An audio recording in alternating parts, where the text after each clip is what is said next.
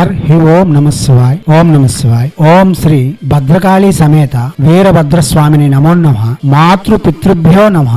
ఆచార్య అతిథిభ్యో నమః. శ్రీమాత లలితా త్రిపుర సుందరయే నమో నమః. శివశక్తి స్వరూపులారా, మానవ జీవితం గడుపుతున్న మనకు చాలా ఆవశ్యకతలు అవసరాలు ఉంటాయి. దానిని అనుగుణంగా మనం మన జీవితంను సరిదిద్దుకుంటూ ఉంటాం. కొన్నిసార్లు మనం ఎంత ప్రయత్నించినా ఆ పనులు కాక చాలా ఇబ్బందులు పడుతూ ఉంటాం. కాగా కొన్ని పనులు తక్షణమే కావాలి, లేకపోతే మనం ఇబ్బందులకు గురి అవుతుంది. అలాంటప్పుడు మనం ముందుగా సర్వకార్య సాధన కరాలని మంత్రమును ఉపాసన చేసిన వారికి ఇది చాలా సులభము, సాధ్యం. ఎలా అంటే కాళీమాత యొక్క ఉపాసన గాని, చాముండేశ్వరి యొక్క ఉపాసన గాని చేస్తూ కాళీమాతకు షోడశోపచార పూజ చేసి మనం ఇప్పుడు చెప్పబోయే మంత్రమును 22 రోజులు రోజుకి 8 మాలలు లేక 11 రోజులు రోజుకి 16 మాలలు జపం పూర్తి చేసుకున్న తర్వాత, జపం పూర్తయిన తర్వాత రాత్రి వేళ 9 గంటల నుండి 12 గంటలలోగా కుడి కాలు కింద ఉంచి ఎడమ కాలు మీదకు ఎత్తి ఒక కాలుతో నిలబడి ఇదే మంత్రము 108 సార్లు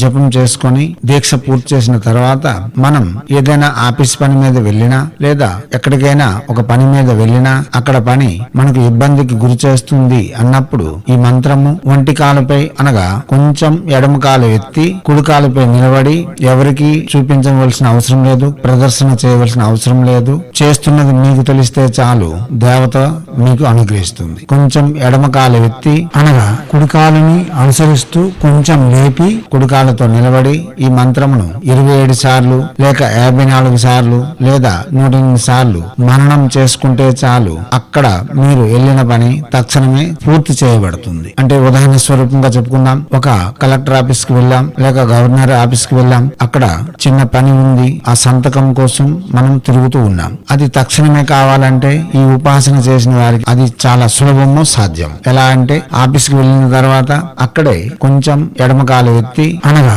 కుడికాలుని అనుసరిస్తూ కొంచెం లేపి కుడికాలుపై నిలబడి ఈ మంత్రమును 27 సార్లు గాని 54 సార్లు గాని 108 సార్లు గాని మననం చేసుకుంటే చాలు, మన పని ఆ రోజే అయిపోతుంది. లేదా మనం ఇంటి వద్దే ఇలా జపం చేసి ఆ పనికి వెళ్తే ఆ పని తప్పనిసరి నెరవేరుతుంది. ఒక పని మీద వెళ్ళాము, అక్కడికి వెళ్ళాక ఏదో ఒక ఆటంకం వచ్చింది అన్నప్పుడు తక్షణమే అక్కడే ఉన్న పలంగానే దక్షిణ ముఖము లేక తూర్పు అభిముఖంగా నిల్చొని ఈ మంత్ర జపం చేస్తే మన పని శీఘ్రంగా నెరవేరుతుంది. అక్కడ ఉండే పరిస్థితిని అనుసరించి తూర్పు ముఖము లేక దక్షిణ ముఖంగా చేయవలసి ఉంటుంది. సాధారణమైన జీవనోపాధి పనులకైతే తూర్పు ముఖము, కేసులు లేక ఇబ్బందికరమైన శత్రు బాధలైతే దక్షిణ వైపు ముఖంగా ఈ మంత్ర జపం చేస్తే అతి శీఘ్రంగా ఫలితము చూపిస్తుంది. దివ్యాత్మ స్వరూపులారా, ప్రసంగములను విని అవగాహన పెంచుకొని జపములకు ఉపక్రమించి ఇటువంటి పాశుపదాశ్రమం లాంటి ఆయుధ మంత్రములను మనం ముందుగా ఏర్పరచుకుని ఉంచితే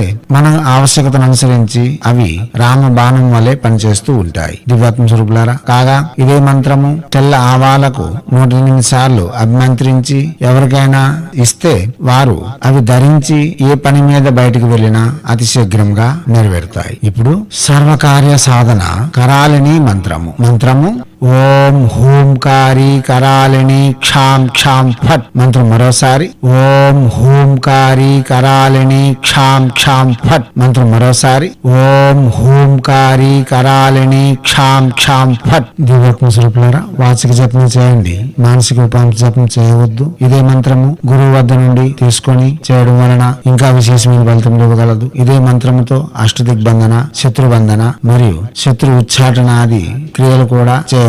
ఇటువంటి క్రియలు గురువు వద్ద నుండి నేర్చుకున్న వారు మాత్రమే చేయగలరు. కాగా అటువంటి క్రియలు చేయాలంటే అష్టదిగ్బంధన యంత్ర పూజ విధానము నేర్చుకొని ఆ యంత్రమునకు పూజించిన తర్వాతే ఇటువంటి ప్రయోగములు చేయవలసి ఉంటుంది. లేదా మంత్రమును ప్రత్యక్షంగా జపం చేసి మన ఆవశ్యకతలను అతి సునాయాసంగా నెరవేర్చుకోవచ్చు. చేయండి, చేసి తగ్గ ఫలితములను పొంది ఇబ్బంది లేని, ఎటువంటి ఆటంకములు లేని జీవితం కొనసాగిస్తూ ఆనందకరమైన, ఐశ్వర్యయుక్తమైన, భోగభరితమైన జీవితం కొనసాగించాలని హైందవ సనాతన ధర్మ ఋషులు మనకు అందించిన విద్యలు వినియోగించుకోవడంలోను, భారతీయ సంస్కృతి సాంప్రదాయాలు కాపాడడంలో ముందంజలు ఉంటూ మన ఋషులు మనకు అందించిన ఆచారాలలో దాగి ఉన్న మర్మ రహస్యాలను ప్రపంచానికి వెలుగెత్తి చాటేందుకు మీ వంతుగా కృషి చేయాలని కోరుతూ ఎప్పుడూ మీ సేవలో రత్నశ్రీ హిందూ సేవా సమాజ్ ఆచార్య భీమ్ సింగ్ రవికుమార్ ఆఫ్ నిఖిలానంద సాగర్ మహారాజ్.